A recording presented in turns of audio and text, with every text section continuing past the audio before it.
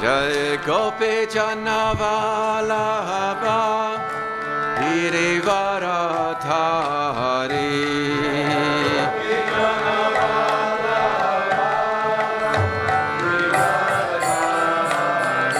Jaya Gopi Jannavalabha Girivaradhari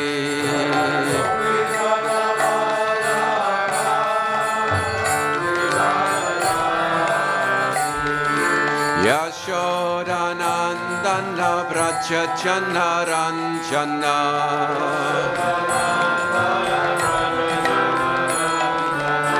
Yashodanandana Vraja Janaranjana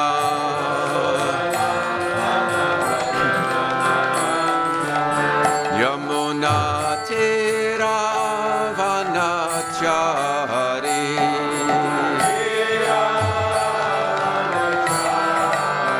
Yamuna Tiravanachari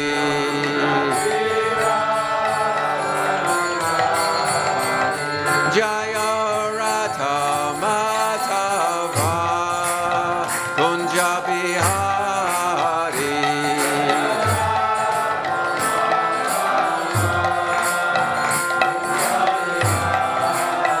Jaya Radha Madhava Kunja Bihari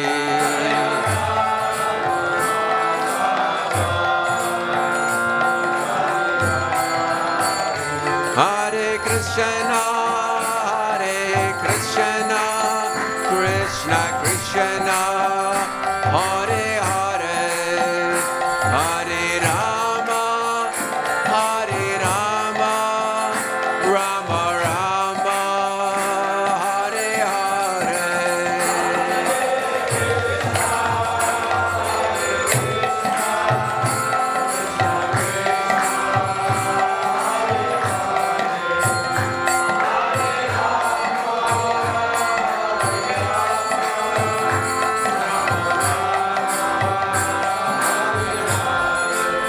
Jaya Prabhupada Jaya Prabhupada Prabhupada Jaya Prabhupada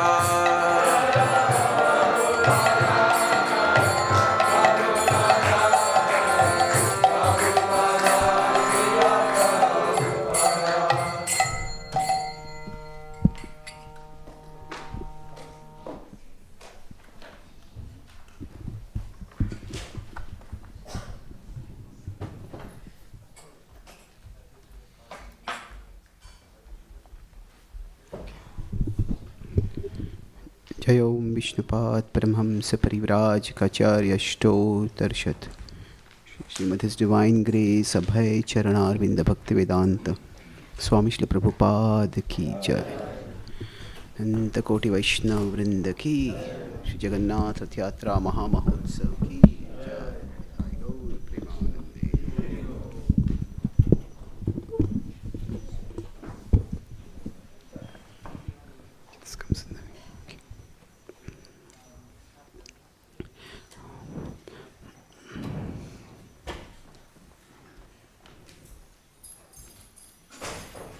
ॐ ज्ञानतिमिरन्धस्य ज्ञानाञ्जनशलाकाय चक्षुरुन्मिलितं येन तस्मै श्रीगुरवे नमः नमा ॐ विष्णुपादाय कृष्णप्रष्टाय भूतले श्रीमते भक्तिवेदान्त स्वामी इति नामिने नमस्ते सरस्वती देवे गौरवाणी प्रचारिणे निर्विशेष शून्यवादी पाश्चात्यदेशतारिणे वाञ्छाकल्पतरुभ्यश्च कृपा सिन्धुभ्य एव च पतितानां पावनेभ्यो वैष्णवेभ्यो नमो नमः। जय श्री कृष्ण चैतन्य प्रभु नित्यानंद श्री अद्वैत गदाधार श्रीवासादि गौर भक्तवृंद। हरे Krishna Krishna Krishna Hare Hare Hare Rama, Hare Rama, Rama Rama, Hare Hare. My dear Lord Jagannath, please guide us all so that we can better appreciate your vast glories and dive deeper and deeper and relish more and more those unlimitedly ecstatic glories of your Lordship.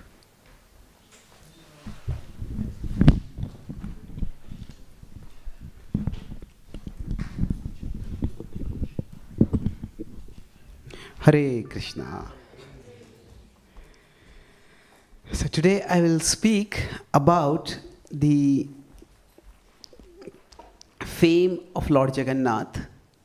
The Jagannath Rath Yatra festival is quite a complex festival in terms of its history. And I have been trying to piece together or put together the pieces of the puzzle. We do it so often that sometimes we don't think about how complicated it all is. So I'll use the acronym, I'll be using this as a whiteboard to write things. So I'll be using FAME as an acronym to talk about 4 aspects about this festival. The first is the form itself, which is extraordinary. Then the action. The action is the being in the cart and pulling the cart, or the chariot more specifically. Then third is the meaning. And the last is the extent. So we'll discuss each of these aspects one by one, and through that we'll try to get a deeper appreciation of this extraordinary festival that is actually, in one sense, so ordinary in our movement. Now, as far as the form of the Lord is considered, Jagannath's form is quite extraordinary. In general, what happened is that across the world, wherever there are theistic traditions, there is some idea of God.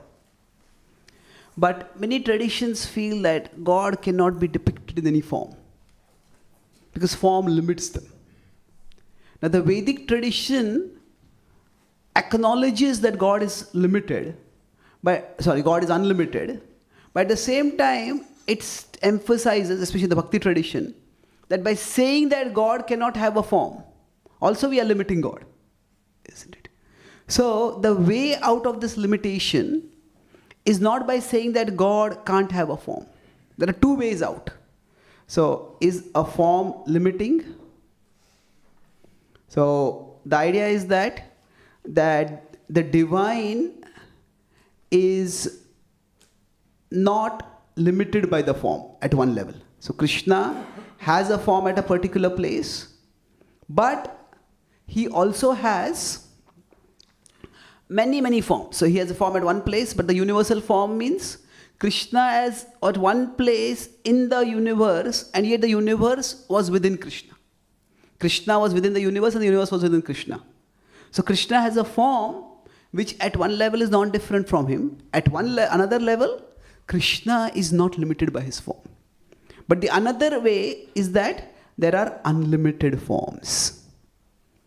So the unlimitedness of God is not that he is limited by a form, but that he has unlimited forms. Advaitam, Achyutam, Anadim, Anantarupam. So Anantarupam. So Advaita is non-dual, but Anantarupam is many forms.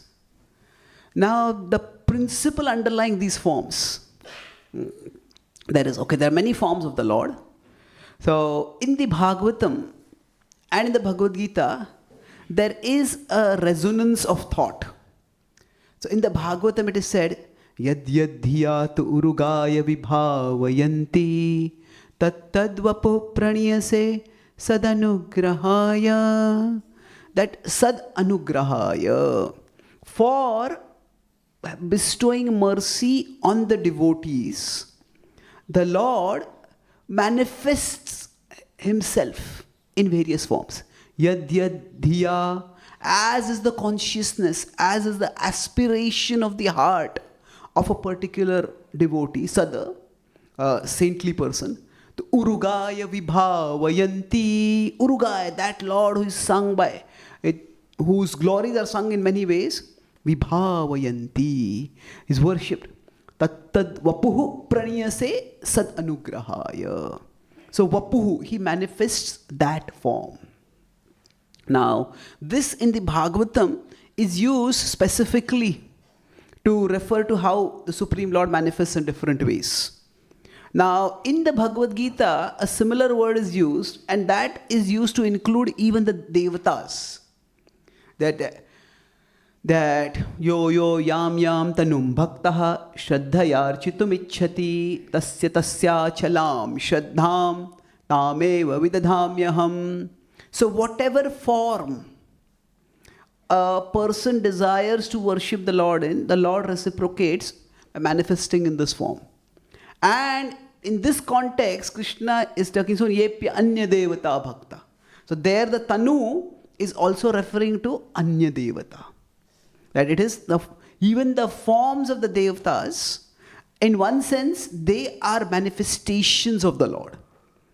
Of course, there is a time when the Bheda aspect is to be emphasized and when the Abheda aspect is to be emphasized. So there is simultaneous difference and non-difference. There is unity and individuality. Both are there. So the idea that the Lord reciprocates, and the extent of his reciprocation is such that instead of saying that the Lord will reciprocate in invisible ways and we see them with the eyes of faith, the Lord reciprocates how? By manifesting different forms. And among these various forms that are manifested, so the idea is very much that whenever there is love, so in one sense, the love for the Lord and the love for anyone in this world, there is a categorical difference. At the same time, even with respect to love, there is bhed and there is abhed. So to understand the manifestation of Lord Jagannath and his glories, we'll look at both of these. So bhed means when we are talking about love and especially devotion. Devotion is bhakti towards the Lord. So bhed is that the object of love is completely transcendental, is totally beyond the modes of material nature. The Lord is not activated, motivated by anything selfish. He's utterly selfless. So in that sense, the Lord is qualitatively different from everyone else, categorically different. At the same time, there is abhed, in the sense that the principles for loving exchanges, they remain the same. The way, say, Mother Yashoda loves her child, and say the way a mother will love her child in this world, the underlying principles remain the same. So sometimes if the bhed is emphasized too much, then bhakti can seem utterly inaccessible. On the other hand, if the abhed is emphasized too much, then we may reduce the Lord down to the mundane level. So there has to be this the understanding of the categorical difference. So in some traditions in India, I was just in India and Delhi, I was staying at one devotee's house. They were telling in their tradition it was, every girl, when she's just a small girl, 5, 6, 7 years old, she gets married to Krishna. And then after that, whenever she gets married later, her husband is said to represent Krishna for her. Now, in one sense, this is a way in which the material and the spiritual relationships are synergized, they are harmonized. So now, in one sense, if everybody is spiritually minded, then the husband-wife relationship can also help everyone move toward Krishna. Prabhupada said one of our purposes of our movement is to bring everyone closer to each other and closer to Krishna, the prime living entity. So the Abheda aspect can be seen sometimes. But if that is the only thing that is emphasized, then it becomes a problem. That the husband can say to manifest God, even the wife is seen as a manifestation of the goddess Lakshmi. But that doesn't mean, while the Abhed is emphasized, the Bhed should be completely neglected. So today in India, Guru Purnima is being celebrated. Now in some traditions, the Guru is made literally into God. Guru Brahma, Guru Devo, Guru Vishnu, Maheshwaraha. So the idea is, Guru is ultimate. Now, is the Guru ultimate? Well, yes, there is Bhed and Abhed. Both need to be acknowledged. So why am I talking about this? That in the Vedic tradition, there are many, many forms of divinity. And sometimes these divinities may be seen as entirely separate. So sometimes the Bhed may be emphasized, sometimes the Abhed may be emphasized. So one devotee in America recently showed me a cartoon. He said how Hinduism is perceived in the West. So one American asked a Hindu, why do you people worship so many gods? So the Hindu says, we believe in keeping backups. Now, that is a complete misunderstanding. That is not the idea. But this whole idea of polytheism can be very confusing. So we know that the Vedic conception of worship it's not monotheism exactly. It doesn't fit into this neat category. It's not polytheism also. As it is usually called as polymorphic monotheism. That there is one God, but who manifests in many forms. So Jagannath is one such form. So the idea of the Lord having many different forms has a profound theological significance. Polymorphic, morpho is form. That one Lord manifests in many different forms. Now when he manifests in different forms, why does this happen? There can be many reasons for it. One is the Lord's mood and the other is the devotee's mood. The Lord's many forms may manifest because the Lord himself has different moods at different times and he wants to manifest those different moods. And sometimes a devotee calls out to the Lord, longs to worship the Lord in a particular way. And then the Lord manifests in a particular way. So we have Gopal Bhatta Goswami who had a Sheela.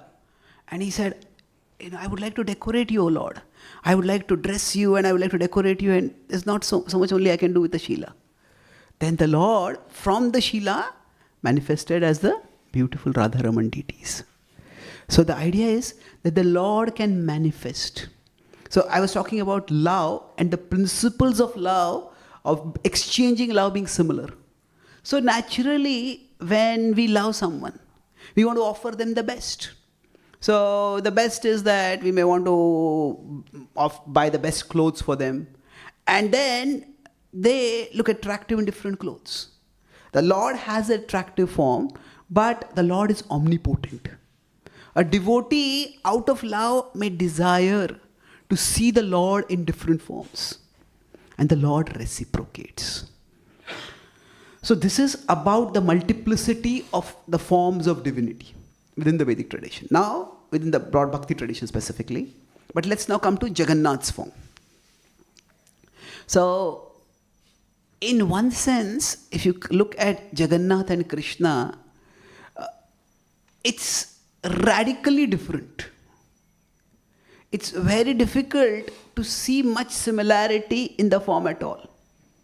In fact, in one of Prabhupada's letters written to Prabhupada, see, we have the record of the letters that Prabhupada wrote back. But some devotees have also publicized the letters that they wrote.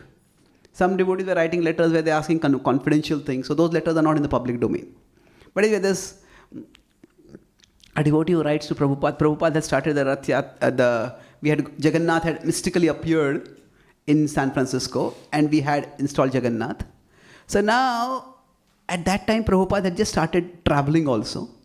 So one devotee who had come, who had got second initiated, whatever level of initiation was there on those days, and he was worshipping Jagannath, he wrote a letter to Prabhupada.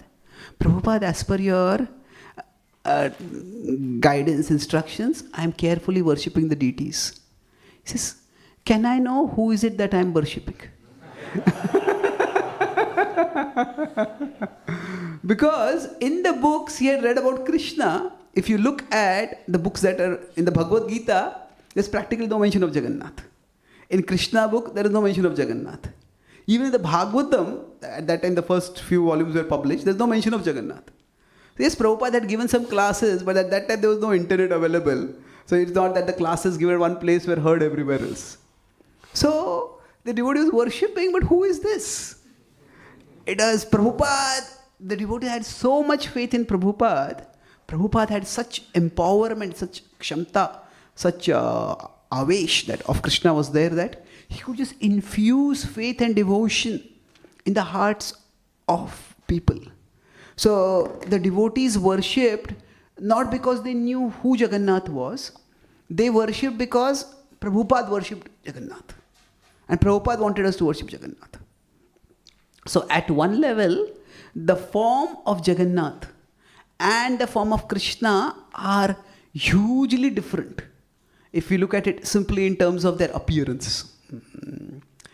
So now the form, how does it manifest? So that happens at two distinct levels. So when we talk about the form, so I'm talking at the three levels. The first I talked about is the idea of multiple forms. Then I'll talk about the form in Leela, and then the form as deity. So the form in Leela is manifested in Dwarka. Now, interestingly, Krishna Leela or Ram Leela, the Leela of the Lord is not a one-time revelation. It is often an ongoing revelation. That means that when the Leela of the Lord happens, say, if you consider Chaitanya Mahaprabhu's Leela, the Murari Gupta's Kadchas, they reveal the Leela in a particular way. Then Vrindavan Das Thakur reveals the Leela in a particular way. Lochan Das Thakur reveals the Leela in a particular way. Krishnadas Kaviraj Goswami reveals the Leela in a particular way. So the Leela of the Lord keeps getting revealed with time. So there is the incident that happened, but the incident that was seen and experienced by different people at different times. And throughout history, it is the Leelas are happening at many different times across many universes also. So later on among saints, those Leelas in their hearts may be revealed. Some aspects of those Leelas. So the Leela is an ongoing revelation. So the specific about the manifestation of the form of Jagannath is not mentioned in the Srimad Bhagavatam.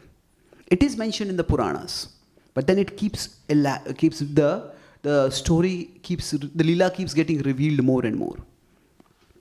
So in the Leela, does the Lord manifest this form?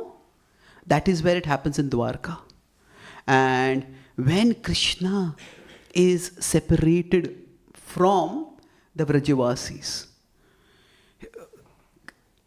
in Gopal Champu, which is the elaboration of the 10th canto, it's given by Jiva Goswami. Actually, Jiva Goswami, there is elaboration, there is clarification, and then there is further, you could say, resolution of various things which are not that clear in the 10th canto. So he explains the Vraja Leela or the Krishna Leela from a Vraja perspective. That is a distinctive characteristic. So normally in the tradition,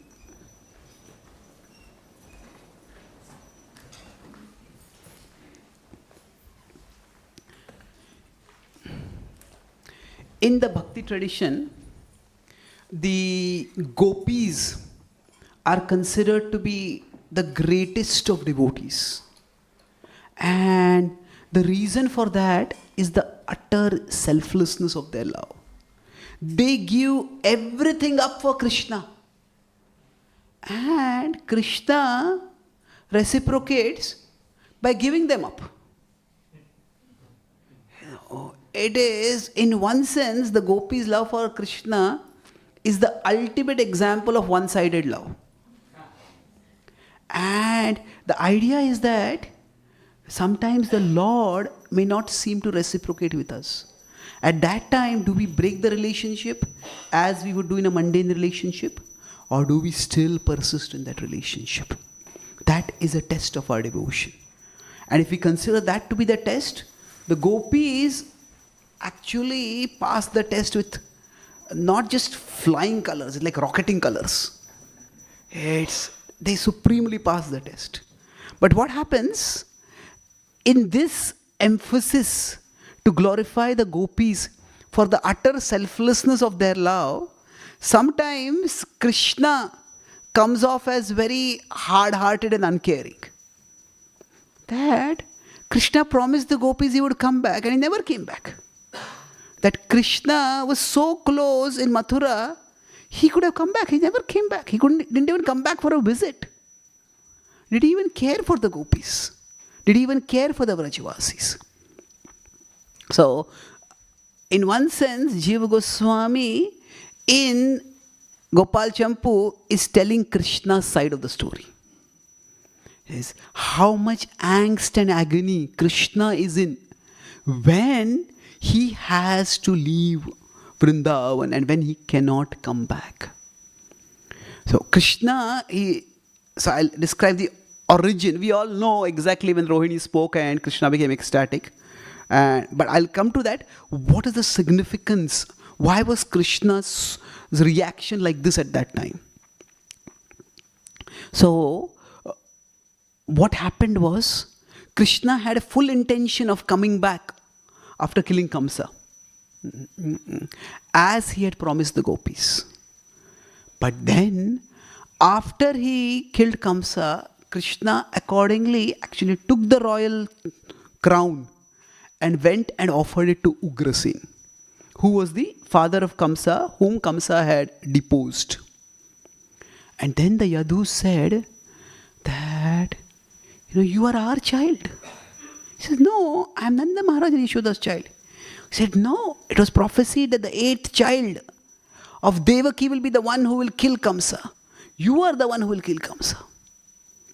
Now, Krishna was just, at least this is how Gopal Champu depicts it, Krishna was just not ready to accept this. He says, no, I am Nanda Maharaj's child.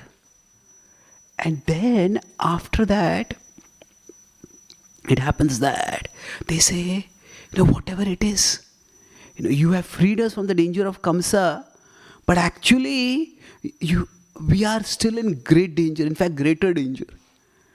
Because both, all those who are the allies of Kamsa will come to take revenge for his killing, and all those whom Kamsa has antagonized, they will see not just Kamsa was one tyrannical element distinct from the Yadu dynasty, they will see it is the Yadu dynasty which has tyrannized us.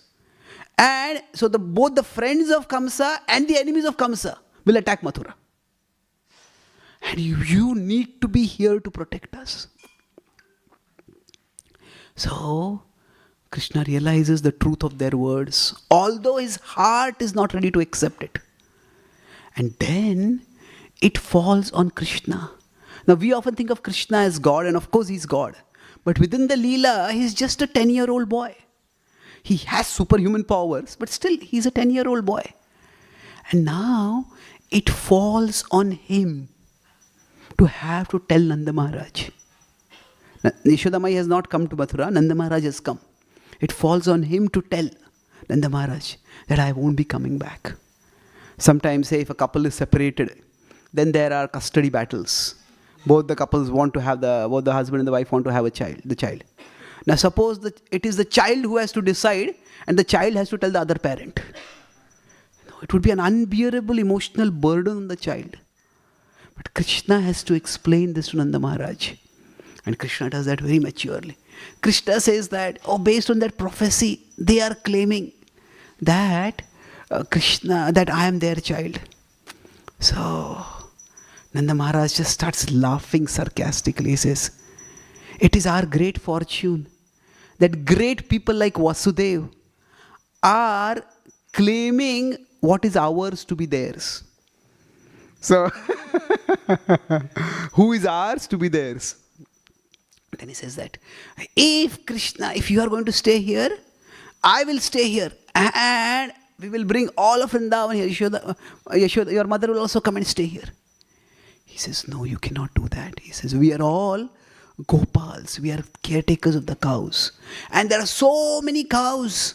There is no enough grazing land next to Mathura for them. Then Nanda Maharaj says, I will come every week to see you. So Krishna becomes very grave and he says, what to speak of it? And he says, I'll come every week, you come regularly to see us.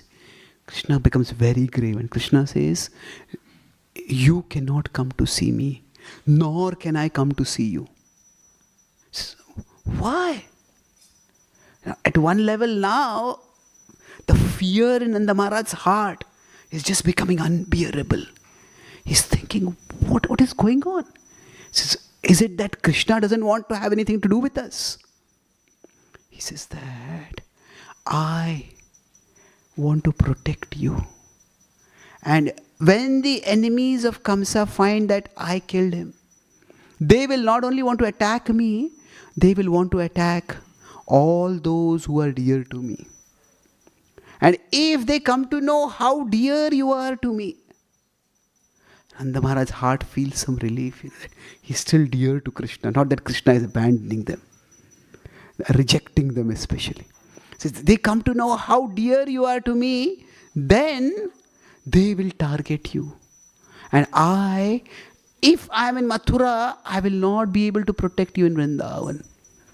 That is why let the world think that Vrindavan was just a place where I stayed for some time while my father was in prison and was in danger. And when the danger has gone back, I have left Vrindavan and come back. And I have nothing to do with Vrindavan. I have nothing to do with Vrindavan. Just hearing those words, Nanda Maharaj's heart trembles. But when Krishna says this, it's what must be going on in Krishna's heart at that time. But basically, there is a complete separation. Nanda Maharaj sometimes sends spies who don't look at all like cowherds. They come to try to get the news. But the point I'm making is Krishna can come off as very cold-hearted when we are glorifying the love of the gopis. But Krishna's side of the story is Krishna is extremely concerned about the Vrajavasis. And in one sense, what happens is, for the Vrajavasis, Krishna being away, and for Krishna Vrajavasis being away, that itself is painful. But it is for their safety. However, the Mathuravasis, see, in every story, there has to be some villain. In any movie, there are so many movies that are made that many movies flop. So, why do the movies flop? Because the illusion is not good enough. If a movie is all about, okay, the hero meets the heroine and both of them like each other and both of them are very happy. In Indian movies, they sing, they dance, they do all this thing, and then they get married and they live happily ever after. So what happens is, if there is no tension, then there is no attention. That there has to be some tension. That's why every story needs some villain. Now, sometimes the villain can be a person. Sometimes the villain can be the situation itself. Sometimes the villain can be just some obligation. Somebody has to bring some opposition. Some way some opposition has to come. So what happens is, in the retelling of Krishna Leela by Jiva Goswami, to some extent, not entirely, the Yadus play the antagonistic role. Yeah, they're definitely not villains. They are great devotees, the Mathuravasis. But they play the antagonistic role. What is the antagonistic role over here? that they are very concerned that Krishna will go away. That Krishna will leave us in Mathura and go to Vrindavan. And they don't want Krishna to go at all. And that is why when Nanda Maharaj sends messengers, they bring gifts, they give food items and other things which Yashoda Maya has cooked. The Mathura Vasi, the Yadus, they try to create various obstacles by which neither the messengers nor the gifts come to Krishna. So they try to make Krishna forget everything. It's like forget his past life. I wrote a book on reincarnation and demystifying reincarnation. So at that time I did a research about children who remember past lives. Now one common charge is there, this is just a cultural conception, not a factual recollection. They say is that only children who are born and brought up in believing families, say Hindu families, Buddhist families, they remember their past lives. Now it is not true. There are many children in the Western world also who are born in Christian or non-believing, non-theistic families at all. They also remember. But actually speaking, there is a challenge. That is, in such families where reincarnation is not believed in, then if kids start speaking like this, there is childhood suppression of those memories. If the parents disapprove, the parents frown. There was a case of a Muslim to Hindu, a Hindu to Muslim, Muslim to Hindu also are there. But in Islam, not only is reincarnation not accepted, it is considered a satanic belief. And if a child claims to remember their past lives, they treat it not as a child is remembering the past life, the child is haunted by an evil ghost. And the child is often subjected to like quite painful exorcisms. So one particular ritual is that, put a child on a large potter's wheel and spin the wheel vigorously. See, when we do parikrama, how do we do the parikrama? Is it clockwise or counterclockwise? Clockwise. So quite often in the Islamic tradition, many of the things that they do exactly opposite. So there, whenever they go around, it's always counterclockwise. But here, they deliberately have the wheel moving clockwise to drive away this influence. So sometimes the kids they faint and they throw up and they become sick. But they say the kid becoming sicker is better than the kid being possessed by a evil ghost. So it's quite a vigorous, even violent suppression of childhood memories. And that, after that, some cases still survive is actually extraordinary. That just indicates the reality and the intensity and the gravity of those memories. But the point I'm making is that there is often this parental attempt to try to suppress the children's behavior which they don't find favorable. Now that is one sense the part of parenting. So the Mathuravasis also do that. And then Rohini, along with Balaram, now when Balaram tries to speak about the Vrajavasis nicely, Balaram says, they don't listen to Balaram also, he's still a child. Now when Rohini tries to speak about the Vrajavasis, the Mathuravasis get angry with Rohini also. He says, hey, you are our woman. Why are you speaking in their favor? Have you joined their party? What do these Vrajavasis do? Have they fed you so many sweets that you are forgetting where your loyalties lie? So, Krishna basically cannot speak about Vrindavan with anyone. Krishna cannot hear anyone speak about Vrindavan. So, for him, it is just agony. The only two people with whom he can talk about Vrindavan is Balaram and then Rohini. But that also very privately. And eventually when Krishna goes from Mathura to Dwarka, at one level it is to protect the Mathuravasis because they are being attacked again and again. However, Gopal Champu described that Krishna goes to Dwarka to protect the Vrajavasis. That each time, say, Jarasans or other armies attack, they come to Mathura via the Vrindavan area. Now Vrindavan is quite prosperous, but its prosperity is not known. So people just pass by it. Traditionally in India, whenever invaders would come, they would pillage, ransack, plunder the cities. Because villages were not considered to be very prosperous.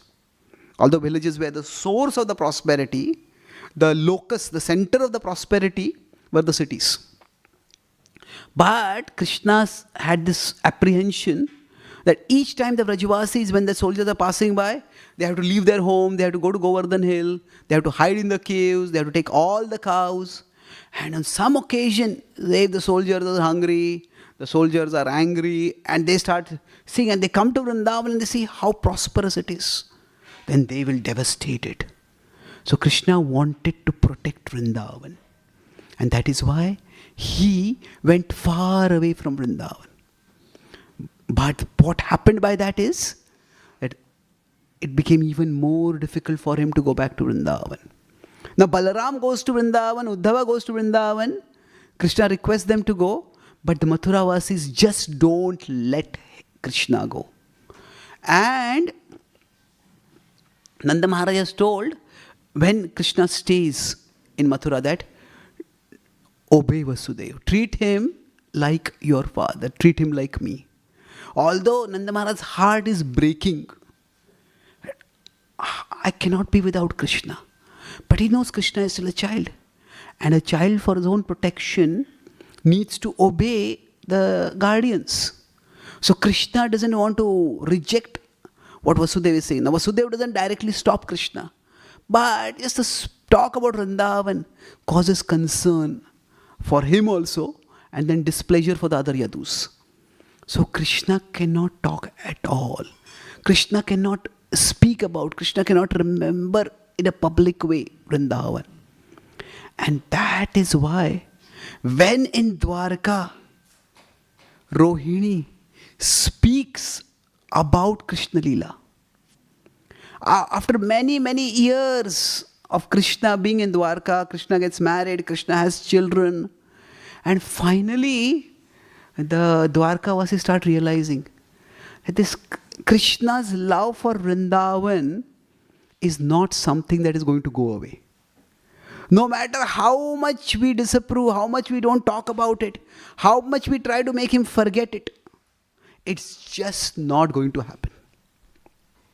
Then they said, okay, what is this love? We want to know about it.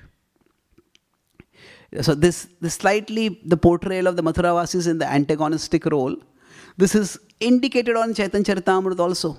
So when Chaitanya Mahaprabhu, where his associate Jagannath Pandit, wants to go from Puri to Vrindavan, Mahaprabhu tells him, you can visit Mathura, but don't spend too much time there.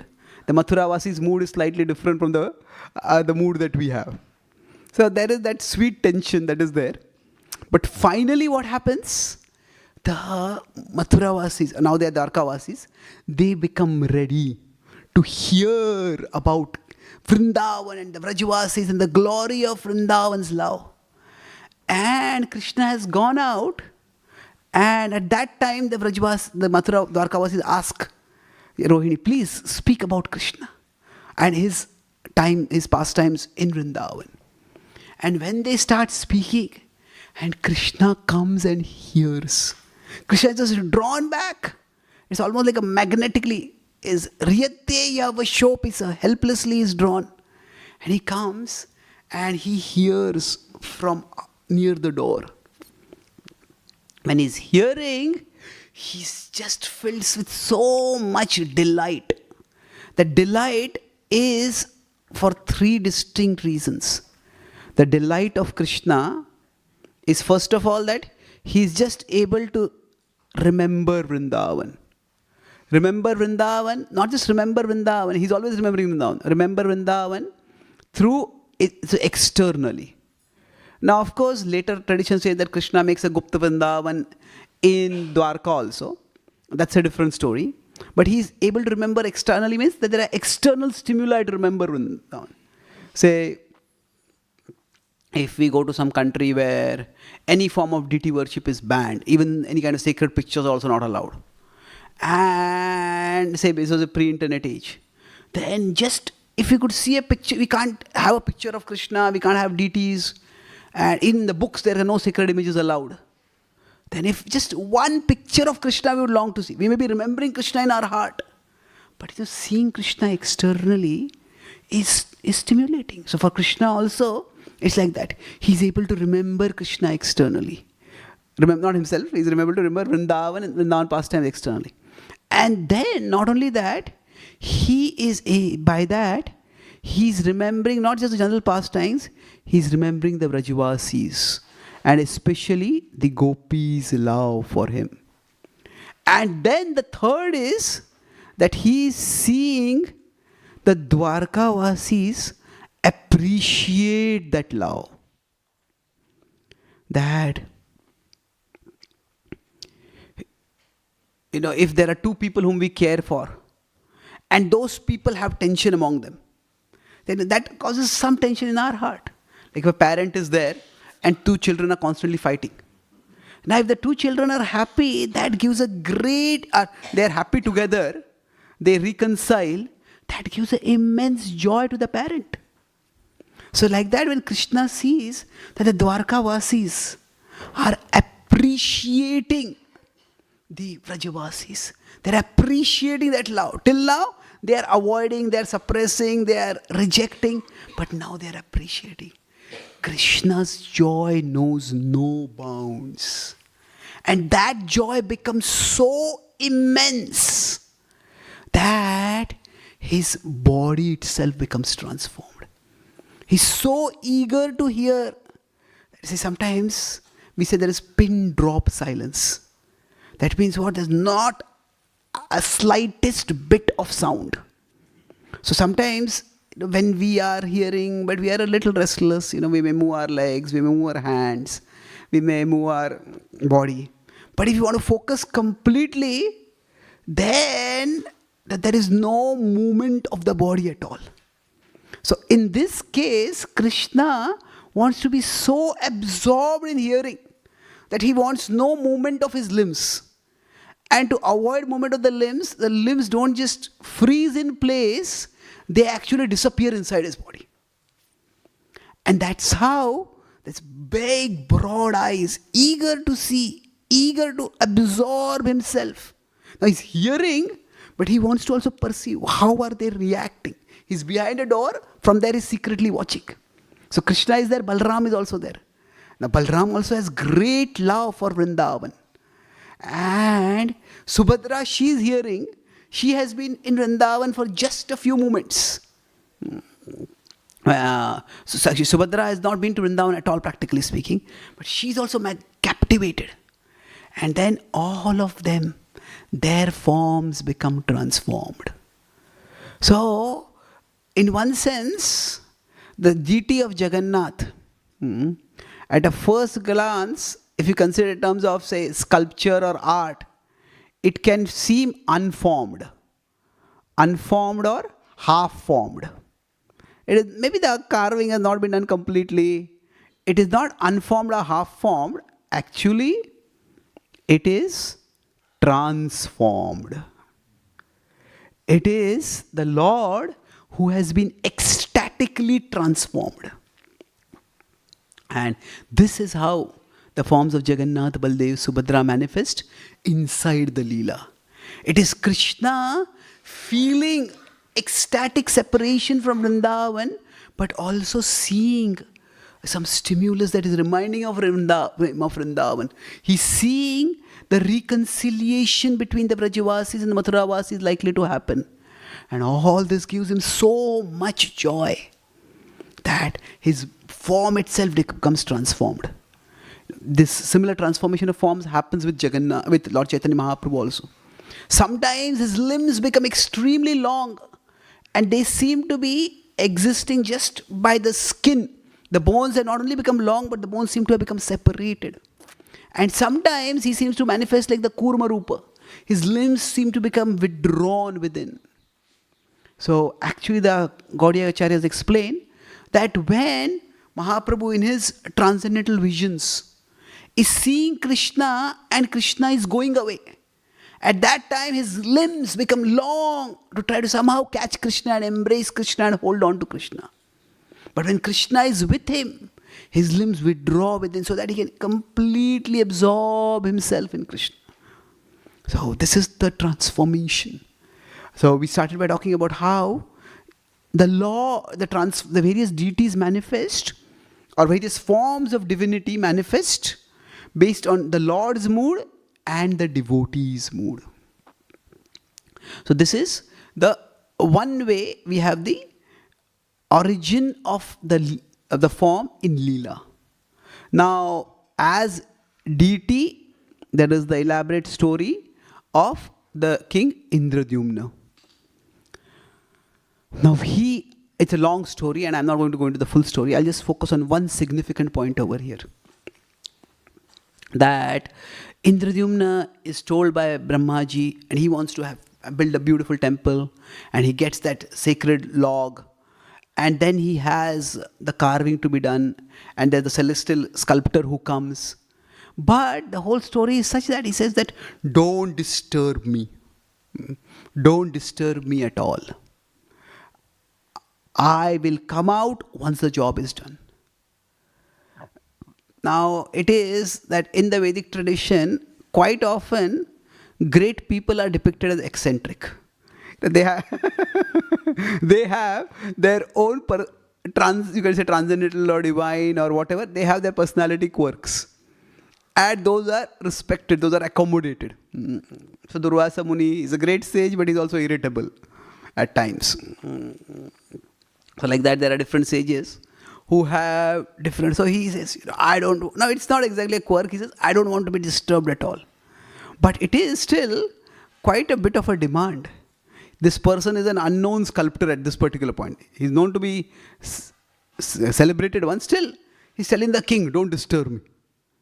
It's like, disciple telling a guru, don't disturb me. And they're not literally the same, but the king is in a position of authority. But the king is being told, don't disturb me. It's like, say, if somebody is sponsoring the building of a temple, and the architect says, okay, I'm going to be completely absorbed in building the temple. You don't disturb me. You don't come to even see what is being done. He says, how can I do that? I need to see. I need to look at the progress. I need to inspect. So now it's one thing, the king agrees. That okay, if that's what you want.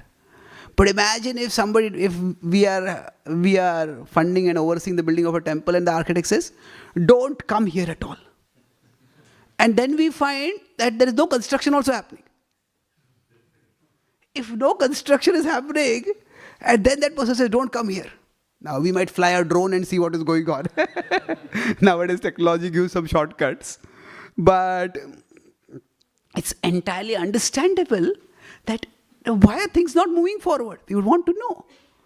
So the sounds of sculpting, of hammering, of carving, they are coming from that room in his palace where this Vidyapati is there, where this particular architect is there. And then suddenly those sounds stop. And then when those sounds stop, he just starts becoming more and more concerned. Then concerned, he starts becoming worried. From worried, he starts becoming agonized. He says, what's happening? When is the Lord going to manifest? Why is this architect not doing something? And then finally, he's just not able to resist himself.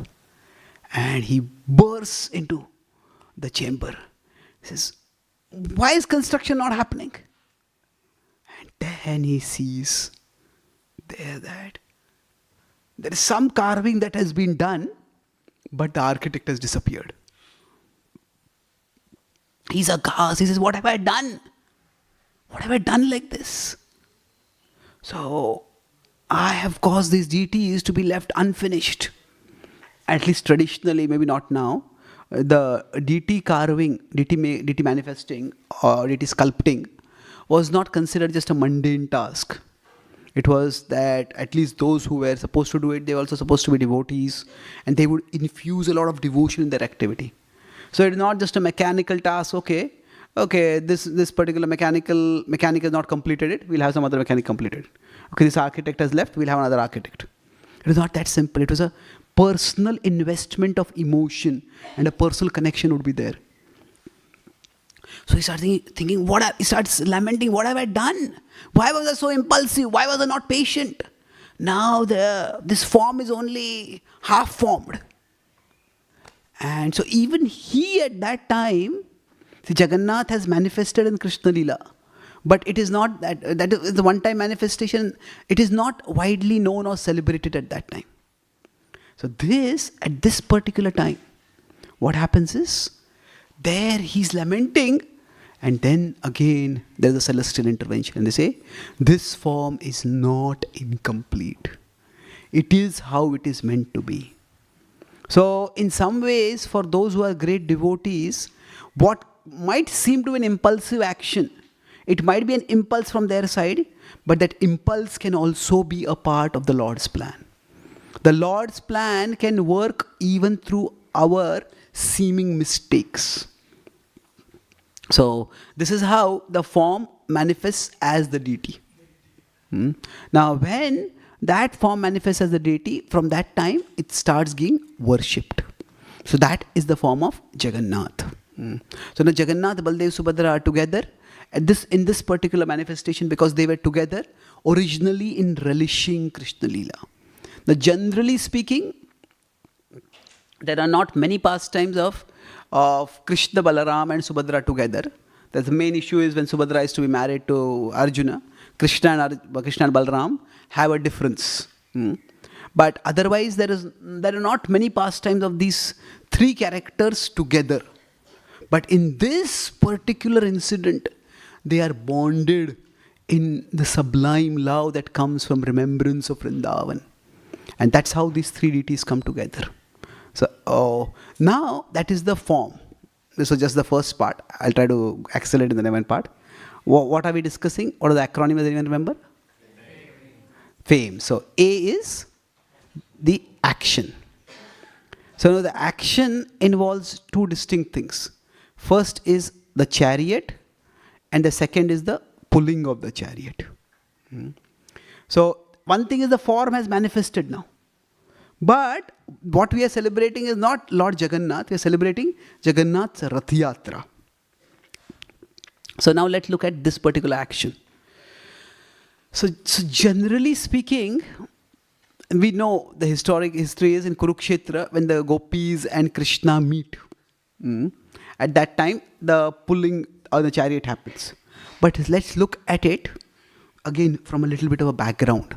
Why is that particular incident so significant? So basically, in Vrindavan, there are generally no chariots. There are bullock carts. And the Vrajvasis, they travel around with bullock carts. Chariots are generally what are used by kings. So the sight of a chariot itself, in some ways, is a bit of a rasabhas for Vrindavan.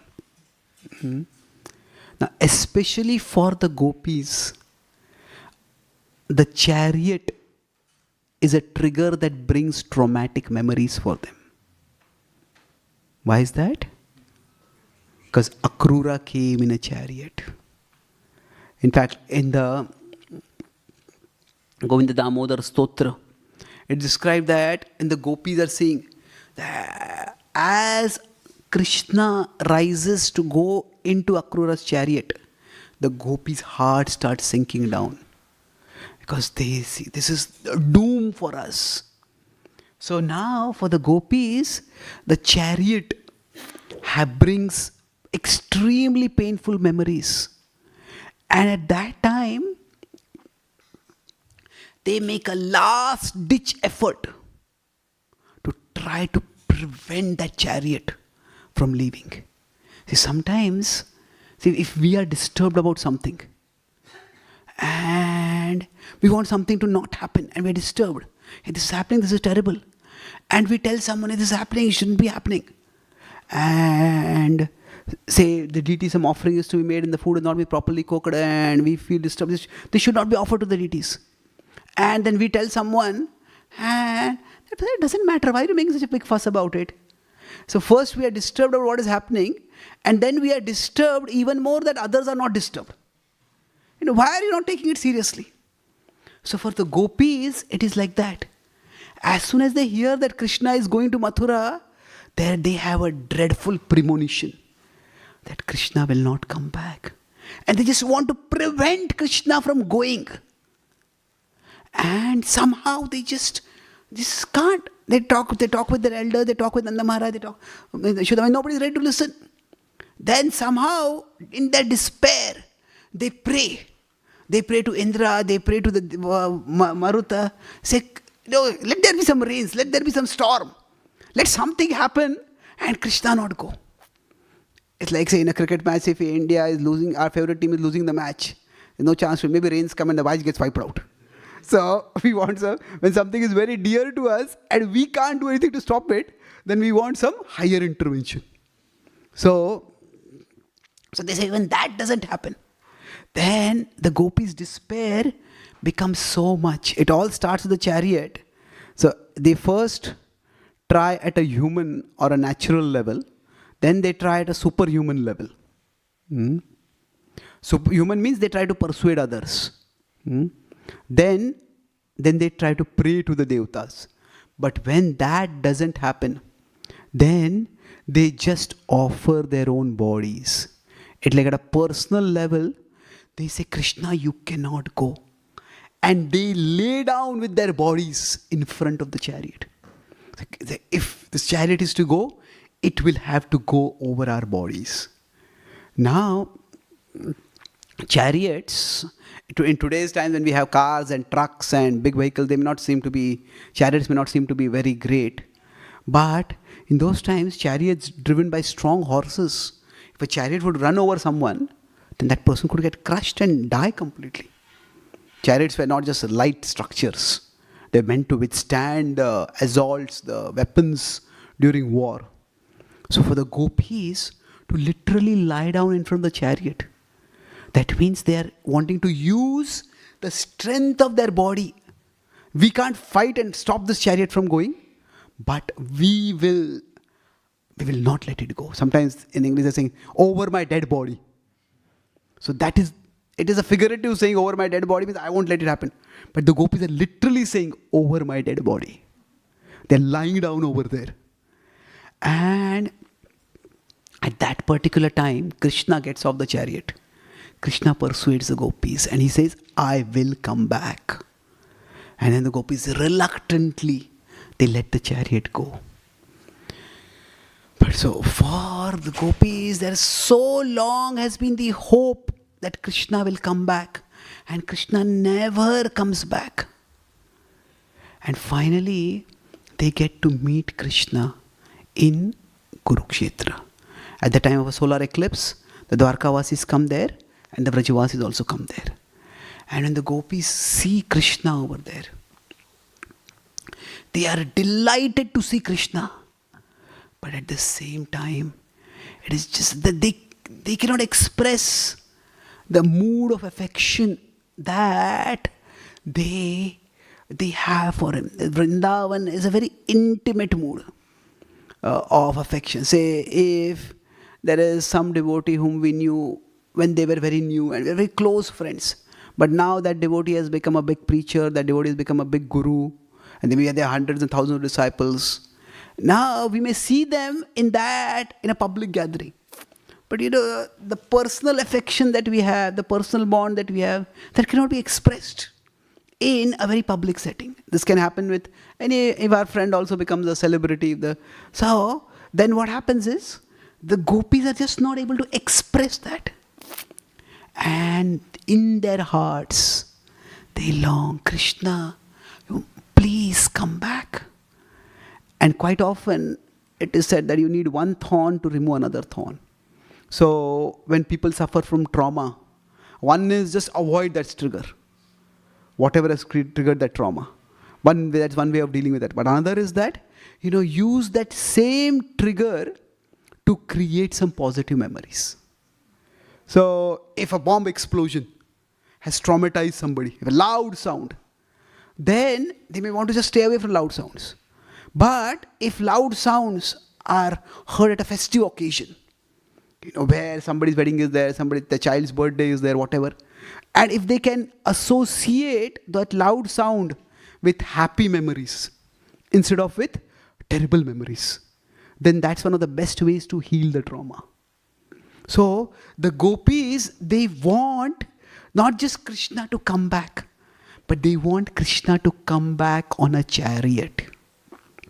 And that's why they envision over there Krishna coming on a chariot. Krishna rises on a chariot. They envision Krishna is coming on the chariot.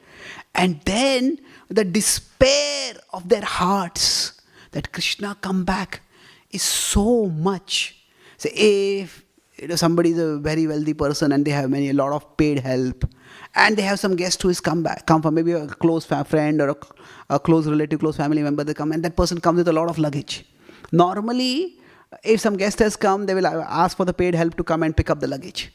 But if you're so eager, oh, welcome, we ourselves pick up the luggage and bring that in.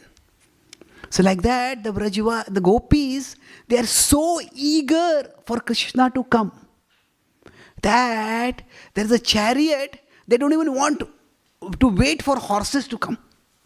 They say, we will pull the chariot. Now a chariot is heavy. And the gopis, many times the word used for them is abala. Abala means they are not like Amazon women. What is depicted in movies. They are relatively frail. So for them to pull the chariot, it's going to require an immense effort.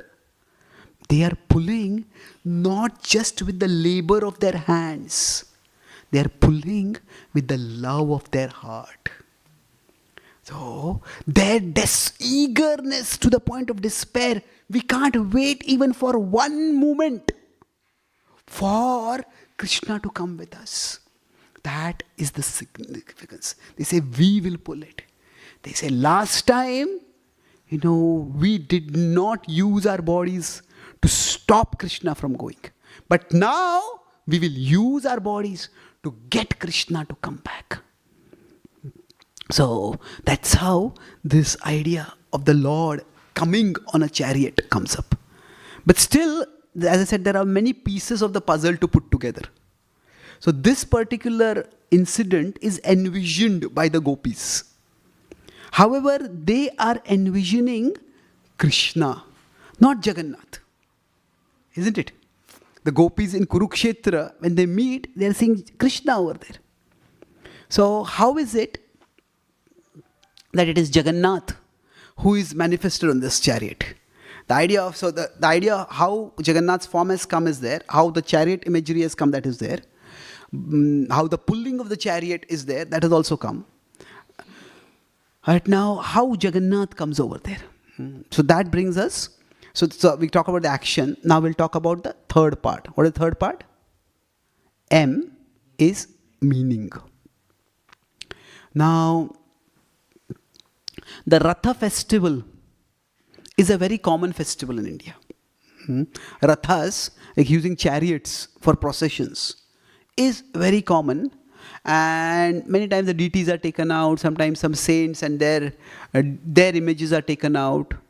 And the idea of taking out a respectable or venerable or worshipable person on a chariot is very common. And generally horses are used, sometimes even elephant is used, sometimes some various vahanas are used at different times. Various creatures are used to pull. The idea of humans pulling the chariot, people pulling the chariot is not that common. It's not that it is not there, but it is there. But not very common. Now, see, when the gopis see Krishna, see, it's like, say, their heart is filled with love for Krishna, but they are also apprehensive. Does Krishna still love us? Does Krishna even remember us? It's like going back to that example of, say, if our friend has become a celebrity and we have not met that friend for maybe 10, 15, 20 years. And then we come in front of the friend and the first thing, there's a little apprehension. We may want to go and hug that friend. But will that friend even recognize me? So the gopis are wondering, Does Krishna care for us? Does Krishna remember us? Does Krishna love us? So if our friend sees us and, oh, you're here, so nice to see you, and the friend rushes forward, and they're surrounded by people around, they rush forward and embrace us. We feel so happy. Okay, I'm remembered, I'm cared for, I'm loved for. So for the gopis, they are longing for Krishna. However, now Jagannath is Krishna, but Jagannath is Krishna in separation from Vrindavan. Or rather we can say Krishna transformed in separation from Vrindavan. So, when the gopis are pulling Krishna back to Vrindavan, at that time, for them, they don't want to force Krishna to come. They want to know whether Krishna still cares for us. Does Krishna want to come to Vrindavan?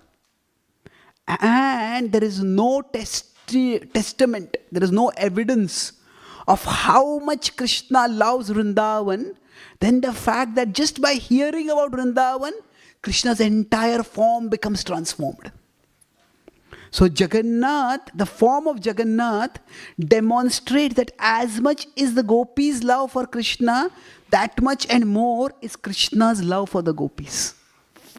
And that's how, while the gopis are envisioning Krishna coming, but in the tradition, the Jagannath Rath Yatra is with Jagannath.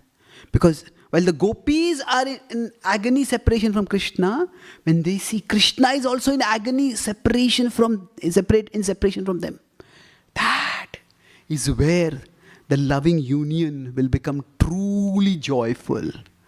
Because we want to be with someone, but we don't want to force them. We want that person also to be with us. So that's what is described over here. So the meaning of Jagannath's Rath Yatra is the gopis, they are pulling Krishna to Vrindavan, but they are pulling that form of Krishna which reveals that Krishna also longs to be in Vrindavan. Now, of course, Jiva Goswami brings about a complete circle in this healing from trauma. You could say there's a spiritual transcendental trauma that he describes that when Krishna kills Dantavakra, that killing happens near Mathura, and then after that Krishna comes on a chariot to Vrindavan, and then he reunites with the gopis. After reuniting with the gopis, there is actually a wedding ceremony. Krishna marries all the gopis, and then all of them ascend on the chariot. So the gopis, they don't want Krishna to go out on the chariot, or if Krishna is going, we want to go with you. We can't be separated from you. So they all ascend on the chariot. That chariot expands to immense proportions. All of Vrindavan, everybody in Vrindavan, not just the gopis, all the Vrajavasis, all the cows, all the peacocks, they all ascend on the chariot. And the chariot comes till Yamuna, and then to mortal vision, it disappears into Yamuna. But actually, it goes to the spiritual world. So at that time, Krishna, along with the Vrajavasis, returned to the spiritual world. And then it is described that just as when Krishna came while going across, there was Vasudeva Krishna and there was Vrindavan Krishna. So the Vasudeva Krishna, who was born to Devaki and Vasudeva, that comes back and goes back to Dwarka. So that's the further significance of chariot, but that's not primarily relevant to us. Now when we talk about the meaning of the pastime. So one meaning is the gopis wanting to pull Krishna to Vrindavan, back. But now there is another meaning which is associated with it. That is that the Lord is so merciful that the Lord is coming out of his chariot. Sorry, not out of his chariot, out of his temple. And is giving darshan to everyone. And that is indicative of his magnanimity, of his mercy. So, how did this particular meaning get associated? Because in one sense, the two are almost opposite. See, Vrindavan is a small, intimate, almost private kind of place, where the Vrajavasis and Krishna have very sweet and intimate pastimes of love. And in Vrindavan, and the whole public going out, it's opposite. So it's almost like in the meanings, it's like going to Vrindavan, it is very private. And the coming out on the streets, it's like very public. So there are these two different meanings, which are not just different, but they are almost opposite.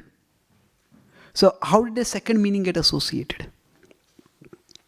So now India has a long and complex history. Basically what happened was, when the Islamic invasion started happening, then they had a great antipathy towards deity worship. And a lot of deities were desecrated. And there were many ways in which measures were tried to be made to protect the deities. So one of the measures that was created was that those who don't have faith should not be allowed to see the deities also. Just like we have, one of the offenses is to the holy name is to instruct. Don't instruct faithless people in the glories of the holy name. So similarly, those who have no faith in the deities, it is better that they don't see the deities. Now, is when we say don't instruct the faithless in the glories of the holy name, does it mean we should not talk about how important chanting Hare Krishna is, how beneficial it is? No, that's not the point. The point is that we don't want people to become alienated or antagonistic, thinking that, oh, you people are sentimental, gullible, you are trying to fool everyone. So people have to have some receptivity. So like that, when there was antagonism toward the deities, there is a certain level of protection that came up as a historical measure, that people who don't have faith, now this is only one part of the origin story, but there are multiple ideas about it also. But the idea is that there was a certain level of protection. And it was not meant for discrimination, it was meant for protection. However, over a period of time, see, any rule which is made for a good purpose can end up being used or weaponized for a not such a good purpose. The whole Varnashram is an example of that. So what happened is, the darshan of the Lord became very elusive. And Jagannath's fame grew with time. And then the Jagannath Yatra is the time when the Lord comes out. These two opposite meanings are there in the Vedic tradition also, or rather in Gaudiya Vaishnava tradition also, where Mahaprabhu, what he is doing, that one part is, he is Radharani, simply relishing Krishna's love, but another part is Krishna, where he is trying to be the Yuga Avatar, sharing the Yuga Dharma. So I had a whole previous class on this tension between Radha and Krishna within the heart of Chaitanya Mahaprabhu. So both these meanings are there. So the idea of the Lord making himself accessible and giving mercy profusely. So in one sense, see, there is magnanimity and there is intimacy. So while both of these can be great virtues, but both of them in one sense are opposite. Magnanimity, it's like we give to anyone. Somebody generous, even we don't know someone, we give them help, we give them money, we give them food, whatever. But intimacy, see, it's like, say, if we go for Food for Life food distribution. Now we may not know anyone, but we give food to them. That is magnanimity. But someone whom we care for, we invite them to our home, we cook food for them, and maybe it's just they and us having a heart-to-heart discussion. That is intimacy. So magnanimity and intimacy, these are two in one sense opposite. And in Mahaprabhu's persona, both of these manifest. And both of these are also manifest in the Jagannath Rath Yatra festival. So it's like, if we consider some kind of a funnel, one side of the funnel is very large. The other side of the funnel is very small. So in the Jagannath Rath Yatra festival, there is universal, that everybody can come in, everybody can participate, everybody can behold the Lord, everybody can have the mercy of the Lord. So this universal is associated with the magnanimity of the Lord. And then there is the confidential. The confidential is associated with the intimacy of the Lord. So actually the devotees in the mood of Vrindavan, experiencing immense separation from the Lord and longing to be with the Lord. Longing not so much to be with the Lord as the Lord be with them in Vrindavan. That is a very confidential significance. So both of these meanings, the universal and the confidential, are manifested in the Rath Yatra festival.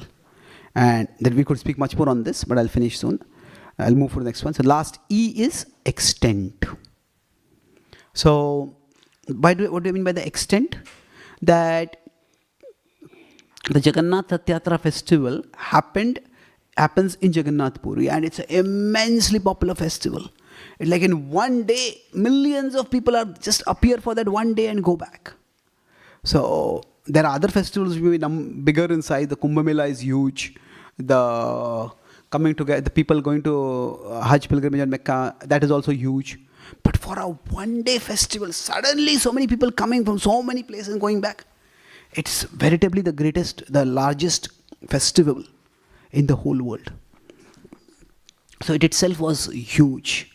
The extent was huge. And then, for people who could not come, there was over the period of time, as the festival became more and more influential, then there were replicas of the festival created all around the area.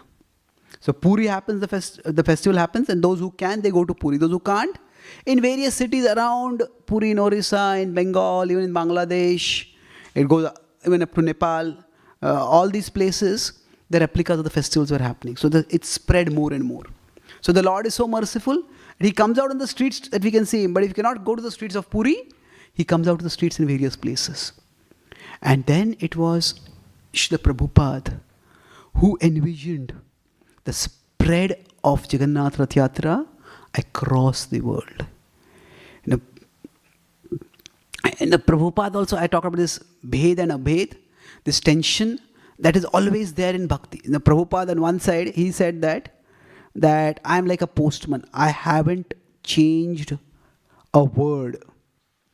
He made a statement like that. But in the Bhakti's Nectar of Devotion lectures that he gave in Vrindavan, where the verse comes, Yena kena prakarena mana Krishna niveshe, somehow fix the mind on Krishna. There Prabhupada says, I have practically invented the Krishna consciousness movement. Now, what does this mean?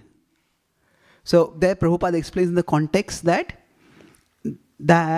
he says, it is not just that for the disciple, somehow they remember Krishna. It's not just an instruction for the disciple. It's also an instruction for the guru to be resourceful in coming up with ways by which the disciple can remember Krishna. So for example, Prabhupada's genius was the book distribution. Traditionally, people would go out and ask for alms. Now, you cannot do that in the West. So Prabhupada had you distribute books and ask for some contribution. That's become a major engagement. It was so wonderful to hear about a phenomenal book distribution that's happened in the summer here. So that was something which Prabhupada did. But probably among the various inventions, you could use that word in double quotes, it's a continuation of the tradition itself, but in a new way it is manifested. One among the most dramatic and most dramatically effective inventions of Srila Prabhupada was the manifesting of Rath Yatra across the world. Prabhupada had some special bond with Rath Yatra, that as a child he would perform the Rath Yatra festival. And when he graduated, nowadays transportation is quite easy.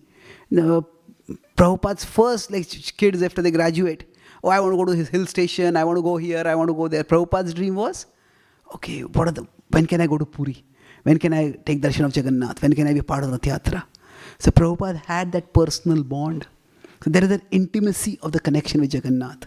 And then Jagannath himself chose to manifest. The devotees, Mother Malti and others, they went to a shop and they just found something which seemed to be like something Indian that Swamiji might like. Just brought it for Swamiji to show, and Prabhupada offered obeisances to that. He said, wow, what is this? So Prabhupada saw that this was It might have been an accidental thing. In fact, the devotees actually did shoplifting and got that from there.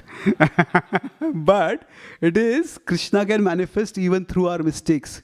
Just like Indradyumna's apparent mistake, impulsiveness in interrupting the architecture, that brought it. So Prabhupada saw Jagannath coming, and then once Prabhupada was just, he was in the first floor of in the place where we had in San Francisco, and he was chanting, and he looked out, and he saw a flatbed truck. Oh, Prabhupada saw a flatbed truck, and he thought, oh, now this could become a cart for Jagannath. Now this is the incredible nature of devotional consciousness. Who can think of a flatbed truck and think that, oh, this will be a cart for Jagannath? So Prabhupada says, one definition of Krishna consciousness is to desire. Krishna consciousness means not just to remember Krishna. That's true, but it also means to desire to use everything in Krishna's service. So that is Prabhupada's extraordinary Krishna consciousness. And especially for people who were from the counterculture, some of them were hippies. They just wanted to do things which are opposite to the cultural norms. In the Western tradition, dancing is common. It's in parties.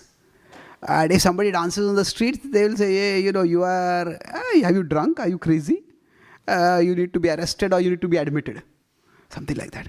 But here, when Prabhupada created this festival, the young followers, those who wanted to go against the culture, they are part of the counterculture. They could dance on the streets and they would not be arrested, but they would be escorted by the police.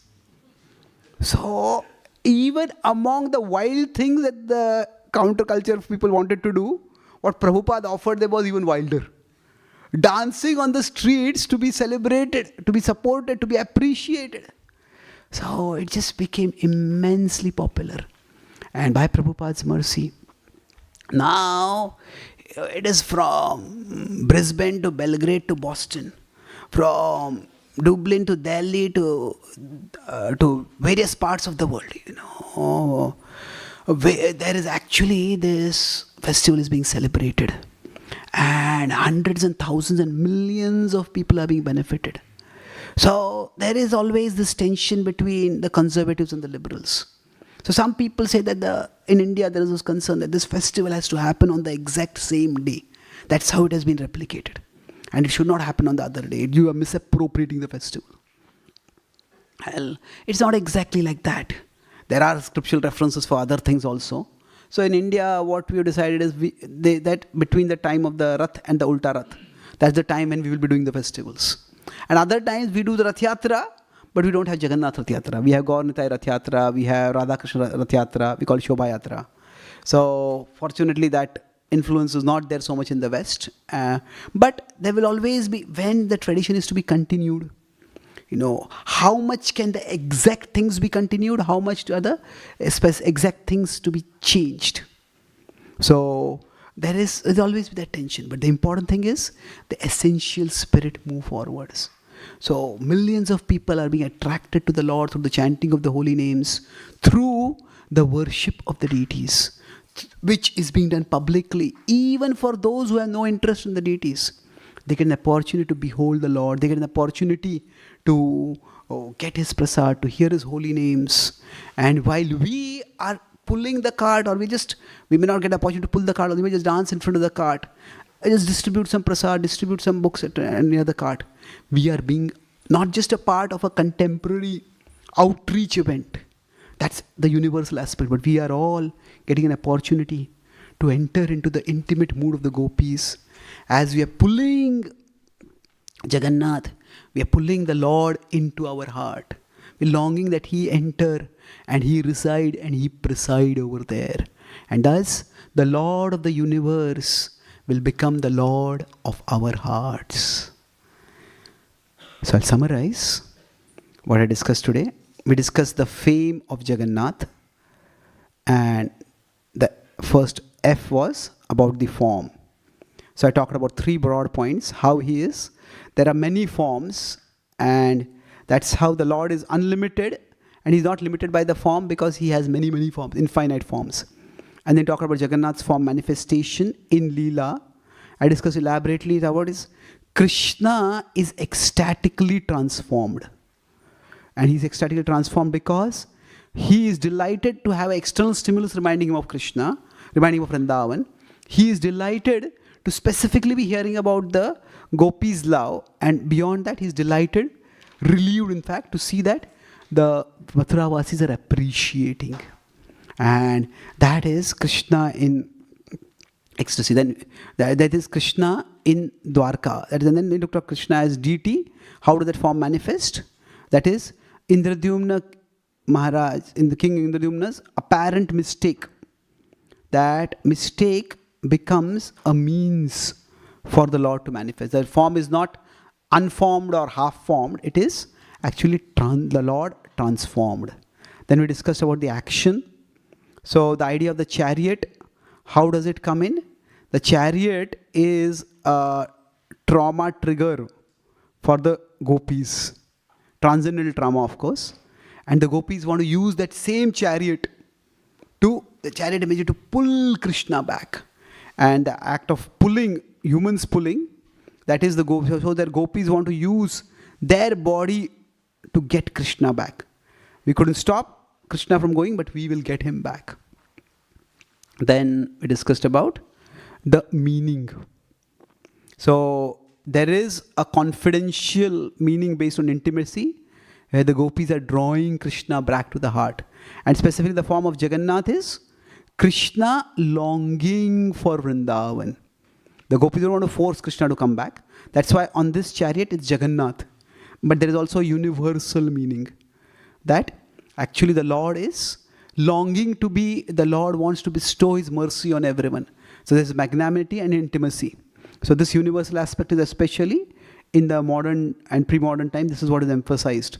Where the Lord whose darshan is not so easily available, that has become available for everyone. The last was the extent, where it discussed about how from Jagannath, from Puri, it went to the surrounding areas over a period of time, because the Lord's mercy cannot be contained. And then from there, it has went by Srila Prabhupada's genius, that while Srila Prabhupada did not change anything, that is Abhed, but Srila Prabhupada did do what was required to make sure that the message reached, that there is global reach, and we are all recipients of this mercy of Jagannath today by the mercy of by the vision of Srila Prabhupada. So I'll conclude with a small poem that I has composed for Lord Jagannath, glorifying him. Okay. So, oh dear. Sorry. So this is basically the same mood of Jagannatha Swami Nayana Pathagami Bhavattume being depicted through. So, wonderful, wonderful is the occasion when the Lord comes out in procession, filling the mundane streets with sublime sights and sacred sounds, blessing all who are chasing illusions in tiresome rounds. See, O eyes, see the Lord's form so beautiful. Sing, O tongue, sing the Lord's name so joyful. Pull, O hands, pull the Lord's chariot so lofty. Pull, O heart, pull the Lord into my soul so empty. Pull, O Lord, pull my mind away from the world's temptation unending. Pull, O Lord, pull my heart toward you in devotion everlasting. Jagannath Bhagwan ki, Jagannath Rath Yatra Maha Mahotsav ki, Srila Prabhupada ki, Gaur Bhakta Vrinda ki, Nitai Gaur Premanande. Thank you very much. Hare Krishna.